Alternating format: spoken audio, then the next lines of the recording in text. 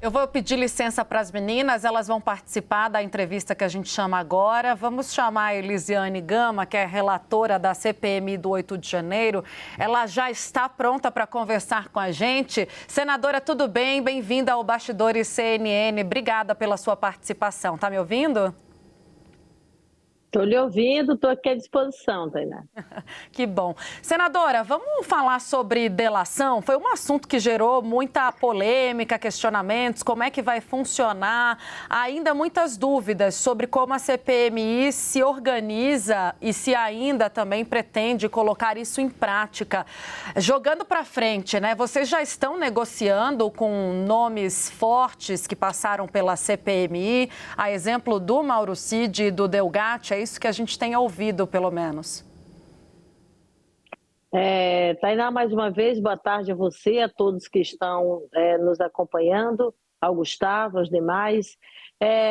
Sobre a questão da delação premiada, nós, na verdade, estamos seguindo um rito. Num primeiro momento, nós pedimos à Advocacia Geral do Senado para nos dar um parecer sobre a legitimidade da utilização desse instrumento por parte de uma comissão parlamentar de inquérito.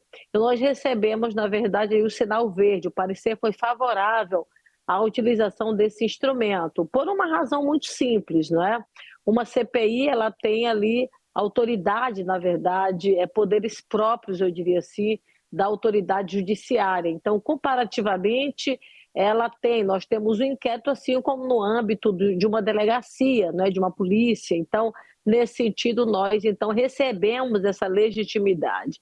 A partir disso, por ser um instrumento novo, a gente deve ter um rito de procedimento, ou seja, tender, na verdade, construir, né, os passos para que essa delação, de fato, possa ser efetivada. Entender, por exemplo, e definir como seria, na verdade, a construção desse termo, né, de protocolo que é assinado entre a CPMI e também o delator, né, através, inclusive, da sua defesa. Agora, para que tudo isso possa ocorrer, nós temos que ter uma manifestação, ou seja, entender quais desses depoentes têm, na verdade, a pretensão de iniciar uma construção com a CPMI em relação a uma colaboração premiada.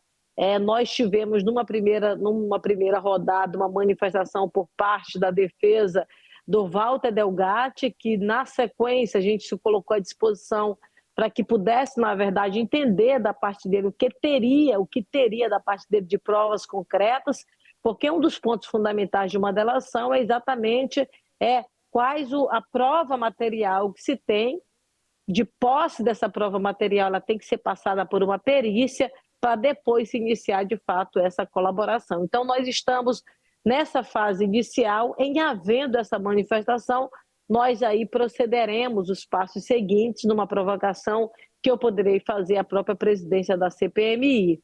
Nós temos um prazo, Tainá, quer dizer, a gente tem um tempo aí que é 20 de novembro, precisamos apresentar o relatório antes desse prazo, porque tem um rito aí que deve ser seguido, né? O regimento da casa tem que ser levado em consideração com tempo de vista, né? Apreciação e também essa aprovação. Então, nesse sentido, a nossa expectativa é que a gente possa apresentar o relatório no final do mês de outubro, para que a partir de então esse rito possa ser prosseguido. Então, por conta desse prazo ser muito pequeno, a gente acaba tendo que correr contra o tempo para que, se houver de fato a decisão de utilização desse instrumento, nós possamos, na verdade, efetivar dentro desses prazos regimentais que nós realmente estamos seguindo. Nós temos aí 2 meses, relatora, então, nessa correria para tentar conseguir, de fato, fazer esse relatório final e votá-lo. Quais são os depoimentos considerados prioritários na avaliação da senhora nesses 2 meses? Olha, nós temos, eu faço a defesa, inclusive, que a gente possa estar ouvindo, né, nos próximos dias, precisamente agora na semana que vem, depois do feriadão aí do 7 de setembro, que seria o general Dutra, não é? A Marília, que é muito importante nesse debate, ela teria ali construído aquele mapa da região nordeste brasileira, não é? Trabalhava no serviço de inteligência do Ministério da Justiça lá atrás e depois continuou na Secretaria de Segurança, no DF, então ela é um depoimento de fato muito importante.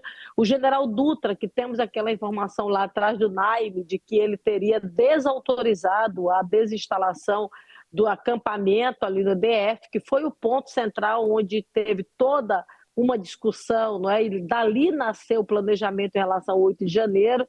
Então, acho que são dois depoimentos muito importantes, mas a gente também deverá retornar aí com o depoimento do Mauro Cid. A gente espera que nesse retorno ele possa, de fato, falar conosco, né? Também estaremos ouvindo aí outras pessoas que a gente entende que possa ser importante, né? Inclusive de financiadores, porque é uma linha de investigação que nós temos referente aos financiadores, é uma linha que nós temos conseguido aprofundar bastante. A partir das quebras desses sigilos também deveremos estar ouvindo aí na comissão. Jair Bolsonaro? Sobre o Jair Bolsonaro, a gente precisaria aprovar o requerimento, a gente deverá ter mais ou menos aí apenas mais uma sessão deliberativa. Não sei se há um entendimento para ouvi-lo. Também, se a gente não ouvi-lo, eu acho que não prejudica os trabalhos da comissão. A gente tem tido assim, vários depoimentos importantes, as quebras de sigilo, sobretudo do Mauro Cid, bancário, que está chegando na comissão, nos dará elementos e subsídios para poder proceder o nosso relatório e, portanto, os indiciamentos que forem necessários. Agora, se houver um entendimento para que possa ouvir, não há da minha parte nenhum óbice nesse sentido. Agora, do ponto de vista de prioridade, eu acho que nós temos outras prioridades que deverão ser consideradas e levadas, na verdade, adiante, até em nome do que você está dizendo, o tempo, na verdade, que é muito escasso, a gente acaba realmente correndo contra o tempo. O que ficou acordado, e esse é um assunto que gera muito questionamento, é importante a senhora esclarecer, senadora, sobre as imagens do Ministério da Justiça? Sobre as imagens do Ministério da Justiça, eu falei com o Flávio Dino, como eu falei também com o chefe de segurança do Congresso Nacional, precisamente do Senado Federal, para entender de fato como é que se dava isso. As empresas que são responsáveis, não é, pela funcionalidade ou pelo monitoramento nessas câmeras, elas têm um prazo. Algumas, inclusive, chegam a 15 ou 20 dias ou 30 dias, não é?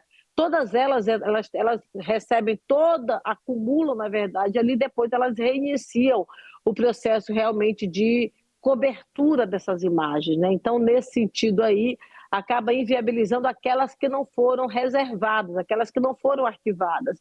O que ocorreu no nível do Senado Federal? Nós tivemos lá, o chefe da segurança acabou pegando as imagens e remetendo para a Polícia Federal por conta de uma provocação. Então, essas imagens que foram remetidas para a Polícia Federal, elas automaticamente estão arquivadas. É da mesma forma como acontece no âmbito do Ministério da Justiça. As imagens que foram remetidas para a Polícia Federal no inquérito, elas acabam realmente sendo arquivadas. As demais, elas acabam sendo cobertas, né?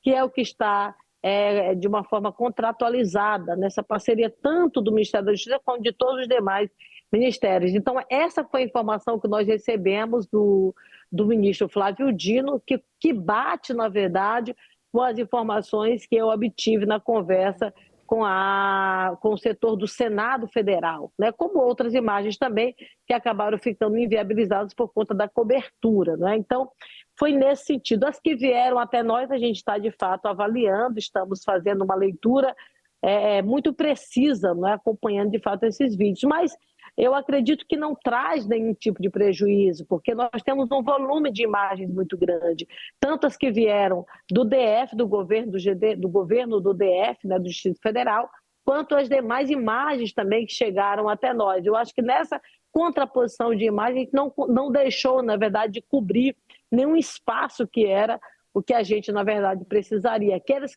espaços que foram quebrados, aqueles espaços que foram depredados, todos eles, na verdade, nós conseguimos essas imagens e eu acho que não trará nenhum prejuízo para o relatório. Relatora, eu vou chamar nosso time da análise agora para fazer perguntas para a senhora. Clarissa, a bola está contigo. Senadora, obrigada pela presença, é um prazer ter a senhora aqui. Senadora, a senhora estava falando agora há pouquinho a respeito desse processo todo de colaboração com Walter Delgatti. Os críticos entendem aí toda essa negociação como uma forma da CPMI de tentar recuperar algum protagonismo, uma vez que não há indícios claros de que ele tenha conseguido fornecer elementos para, por exemplo, firmar uma delação diretamente com os órgãos de investigação. Eu queria saber como é que a senhora reage a esse tipo de avaliação. Olha, a CPI ela tem, não é, condições técnicas e legítimas a partir do relatório que nós recebemos de fazer uma delação. Os próximos passos não dependem exatamente da CPI, depende também do depoente, sobretudo do volume de provas, na verdade, que ele tem. Se ele não tem provas suficientes, automaticamente fica inviabilizada, de fato, essa delação. Então, o que nós, na verdade, estamos muito focados é no aprofundamento da investigação. É claro que, em havendo colaboração, nós vamos buscar, na verdade, esses elementos. Eu acho que a CPI ela deu um passo muito importante. Nós nunca tivemos, dentro do Congresso Nacional, nenhuma CPI que tente buscar, não é, esse instrumento. Eu acho que, muito embora até a gente não tenha, por exemplo, uma manifestação e elementos suficientes para fazer uma delação, mas eu acho que a gente deu um primeiro passo que poderá ser adotado em outro momento, de fato, por uma outra CPI. Mas nós temos ainda 2 meses, então, como nós temos 2 meses, muito embora seja um prazo, de fato, muito pequeno, mas em havendo, de fato, essa apresentação, eu, como relatora, vou pedir ao presidente do presidente da CPMI, na verdade, que possa aprovar um requerimento de procedimento, né? Aprovado o requerimento de procedimento, naturalmente que a gente parte aí para a utilização, de fato, desse instrumento. Agora o arremate com a Renata Agostini. É contigo, Renata. Senadora, boa tarde.